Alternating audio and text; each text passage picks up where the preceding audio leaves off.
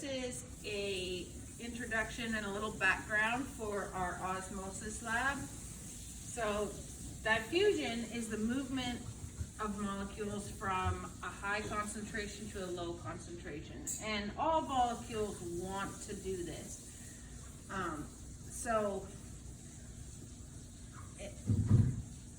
Molecules will go from a high to a low concentration and they will continue moving until they are spread out evenly or at an equal concentration.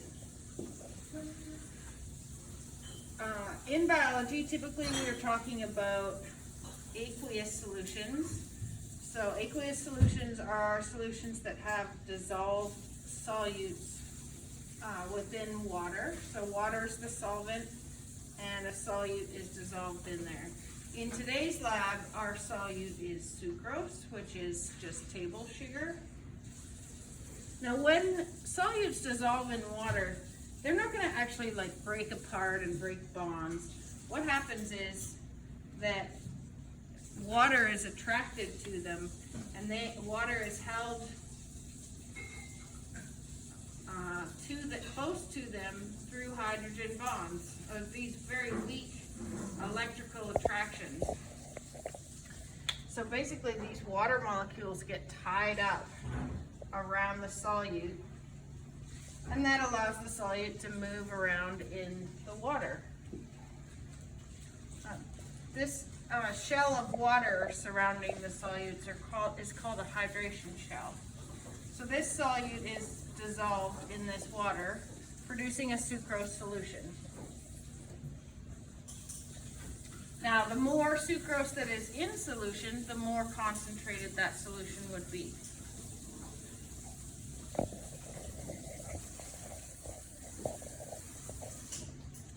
Okay, so let's talk about cells for a moment here. Since we are in biology, we're always talking about cells.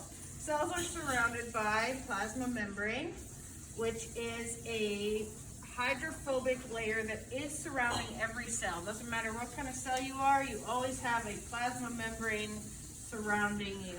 This is a hydrophobic layer is like a waterproof layer.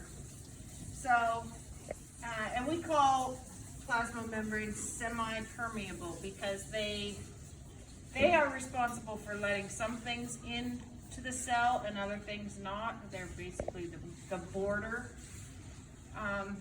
Being hydrophobic, there are a few molecules that can just go straight through that membrane. Molecules that are small and hydrophobic, like oxygen or carbon dioxide, they actually can manage to just get through that membrane, and they'll go to wherever there's a lower concentration. So they'll diffuse across that membrane. Pretty much everything else needs some kind of help to get across that membrane, especially if molecules, which most are polar. So polar molecules have a little bit of a charge on them. They absolutely do not interact with hydrophobic molecules. So the membranes are full of these transport proteins. There's all kinds of proteins in the membranes. They have different functions, but a large number of them are transport proteins. So they're responsible for getting certain things across the membrane. Aquaporins are transport proteins for water. So the only thing that's going to get through aquaporins, this protein, is water. It's a channel protein, and it's basically just a wide open tunnel for water to go back and forth. Wherever there's a lower concentration, that's where water is going to diffuse to. So we've got other channel proteins that actually have gates, but aquaporins do not. They just stay open and water can go to wherever there's a lower concentration. All right, so then we get to osmosis. So osmosis is diffusion, but since water's so special and amazing, we have a special word for the diffusion of water, which is osmosis. So osmosis is water movement across a membrane, and water will move depending on the concentration of solutes in solutions on either side of the membrane. So here we've got two pictures of, we have a cell in this beaker in a solution that is quite concentrated. So these red dots are signifying sucrose molecules. So this is pretty concentrated solution compared to inside the cell. And so when there's a high concentration of sucrose in a solution, a lot of the water molecules are tied up in those hydration shells. So if you look at the free water molecules in here, there's a lot less free water molecules than inside the cell. So if you're looking at the water molecules, there's less water outside here than inside.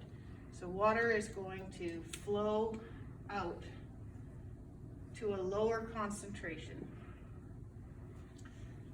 The opposite is true if there's a very low concentration of solute, or fresh water is a good example of solutions that have very little solute in them. Cells always have some solute in them. So in this case, this cell is sitting in almost fresh water or almost pure water. The water molecules within the cell are tied up around the solute. There's some free water in there, but there's way more free water on this side of the membrane. So water will diffuse across the membrane towards the lower concentration. This will happen until both sides have an equal amount of free water. So we have a few important terms that are going to describe these. Hypertonic. Hypertonic solutions means that the solution has more solute. So in this case, this cell would be sitting in a hypertonic solution. More solute, less water. Water always moves towards hypertonic. The opposite is hypotonic. So hypotonic means less solution, so that less solute. So this solution would be hypotonic. I always remember hypo and fresh water. Hippos like fresh water. That's the way I remember that one. All right, so hypotonic water will always move away from hypotonic because there's so much extra free water in those. Iso means equal. So isotonic solutions have an equal amount of solute, which means that water might be moving, but it'll move at equal rates in both directions.